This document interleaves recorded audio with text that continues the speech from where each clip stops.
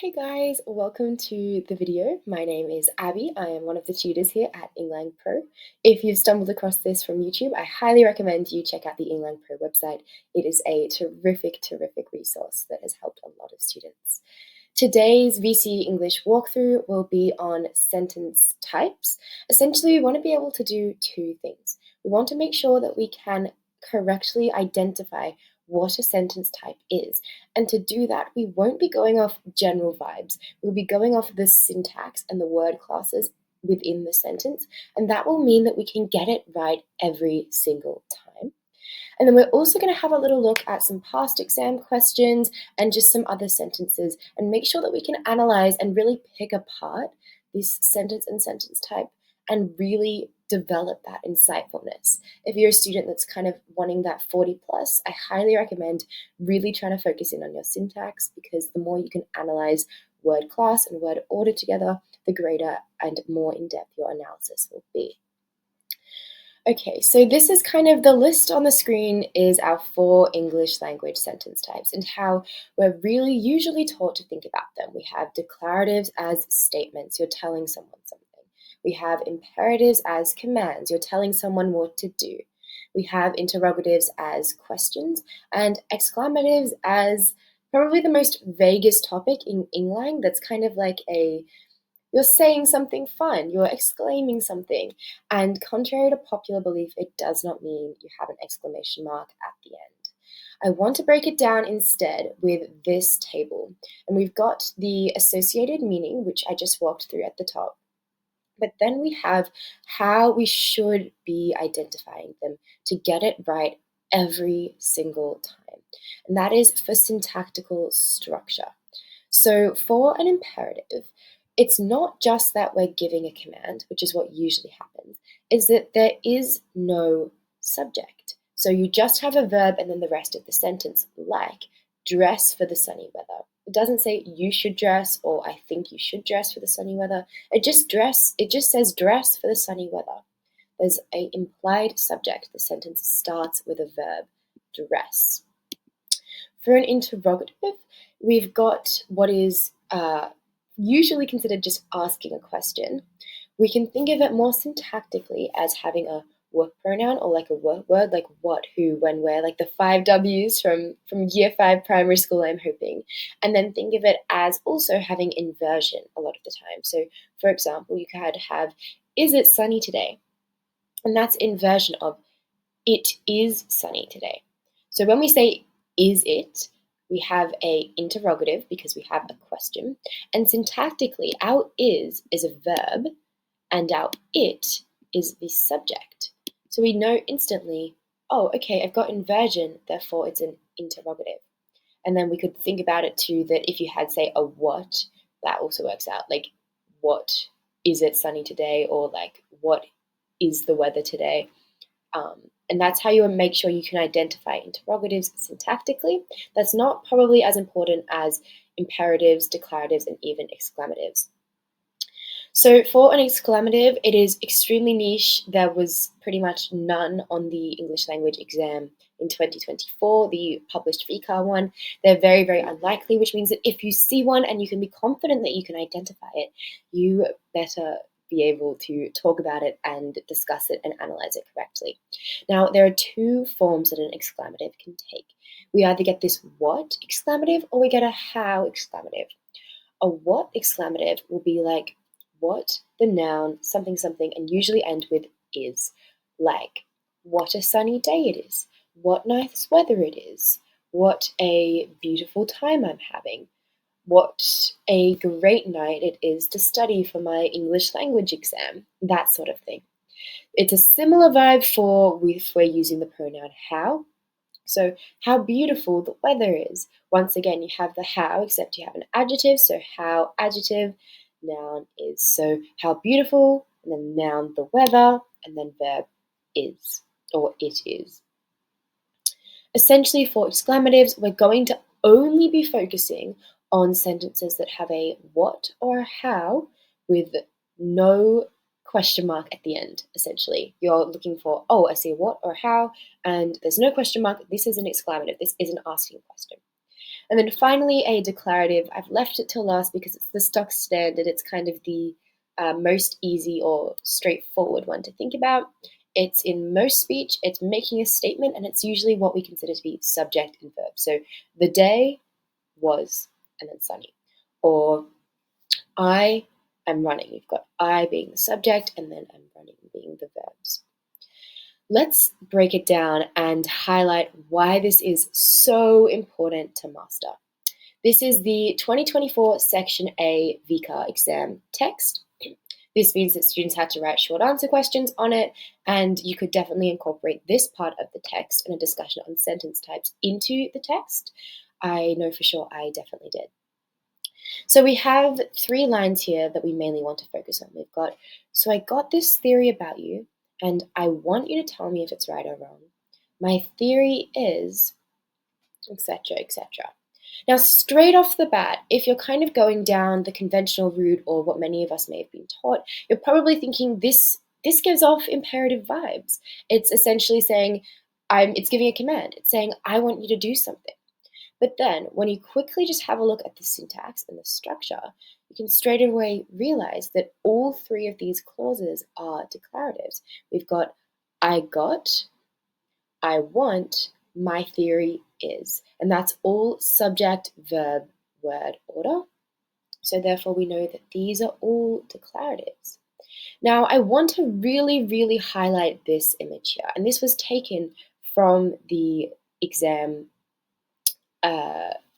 comments that came out, and it says quite a number of students miscategorized declaratives that employed questioning intonation, so like this one, different parts of society, that's an uprising intonation, it sounds like it's questioning, as being an interrogative. And they even say erroneously, they're saying a lot of students are doing it and we don't want you to. Now, this firstly suggests that it may be something that VCA wants to test on in the future. Maybe they'll do something similar where there's a sentence that sounds like it's giving information, so it's a declarative, but really, if you look at it syntactically, it's an exclamative or something like that. Essentially, using this second row of syntactical structure is how we determine sentence types. It's how VCA tells us we have to determine sentence types. Now, the really fun thing here is that if you're a student that VCA kind of shat on and said erroneously referred to them as interrogatives or imperatives, you might end up with a kind of classic analysis of this is an interrogative, it's asking a question, or it's an imperative, it's giving a command. But here, we've got kind of this expectation that it's an imperative, like I want you to tell me if it's right or wrong. But we have a declarative. So that kind of gives us a ability to make a really insightful discussion about, well, why is he using a sentence type that I wouldn't expect, is kind of the mental math that you could do about it. And we'll touch on that later on. Now here I've pulled up a few sentences from the section B part of the 2024 exam. Now this was written, which means that we kind of aren't having to guess where a sentence starts and ends. We can see quite clearly this full stop indicates in a relatively formal text that the sentence has ended here, lines 11 to 13.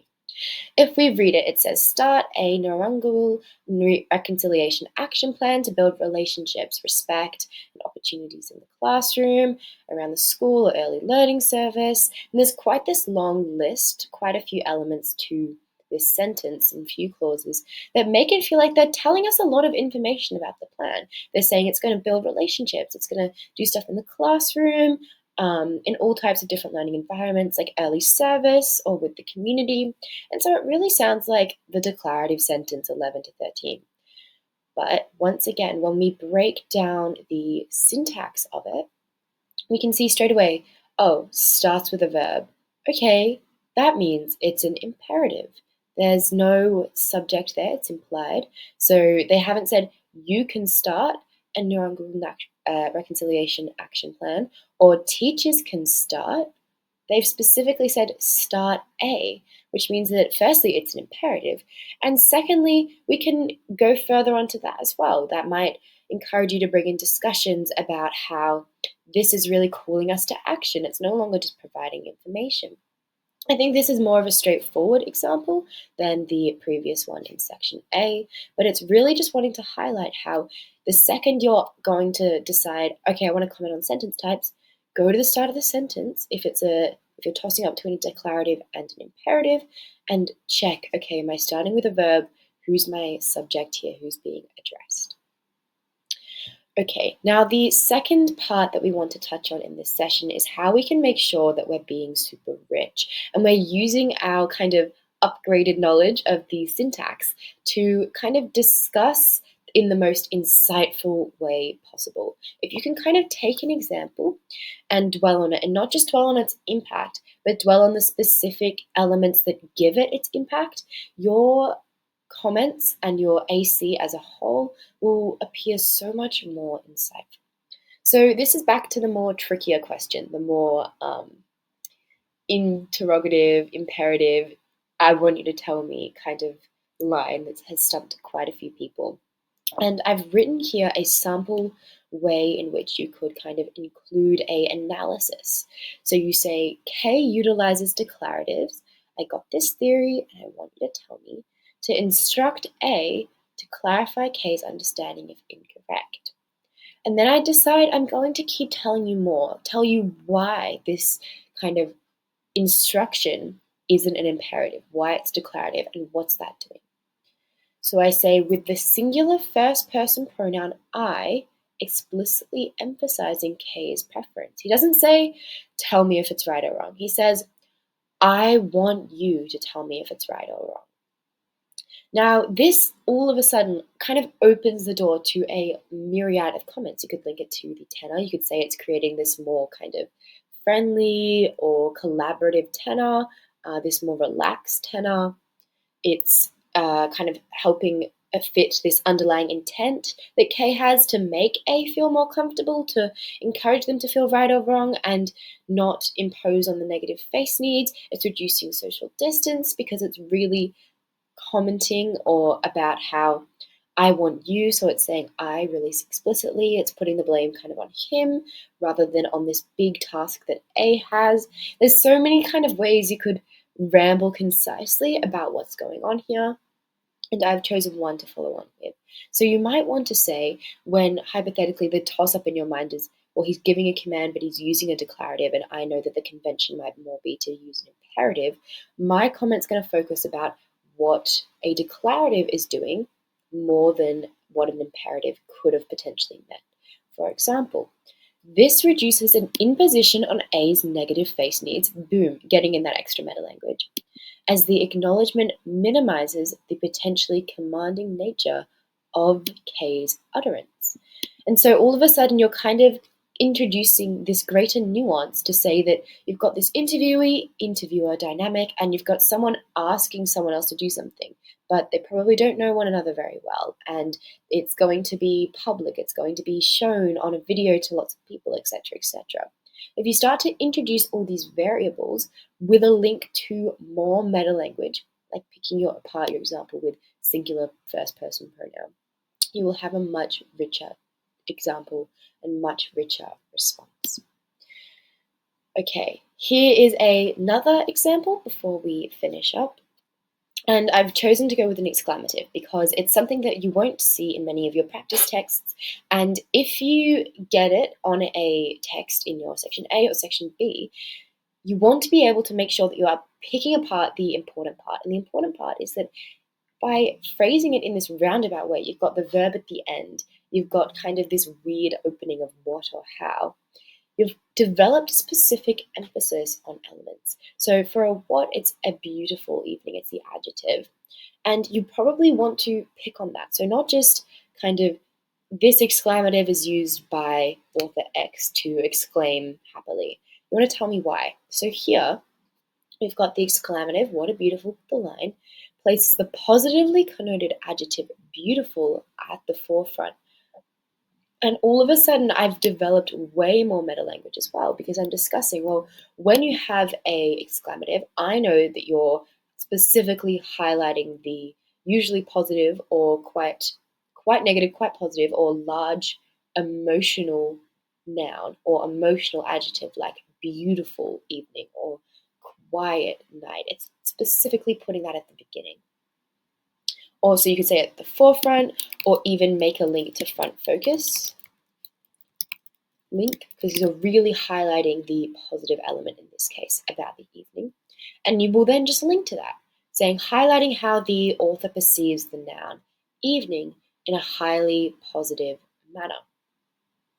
In this way, you're making sure that you're linking your meta language as much as possible to your example. A lot of students think that if you just say exclamative or your type and then what it's doing, it's job done.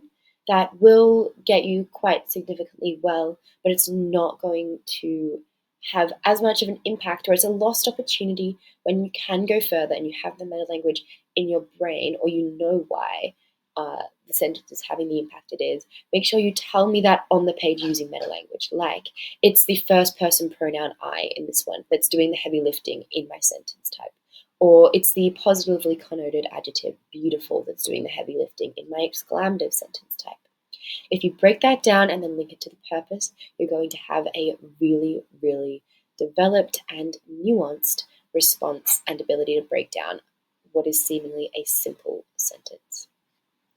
My final tip is that when you're tossing up between declaratives and imperatives, or the second you even hear sentence type in your brain, whether it's an SAQ or you're deciding you want to focus more on syntax, look for the verbs. Do not let the vibes guide you. If you see a verb at the beginning, it's an imperative. If you see a verb after a subject, an agent, a noun, it's a declarative, like do the dishes or I want you to do the dishes.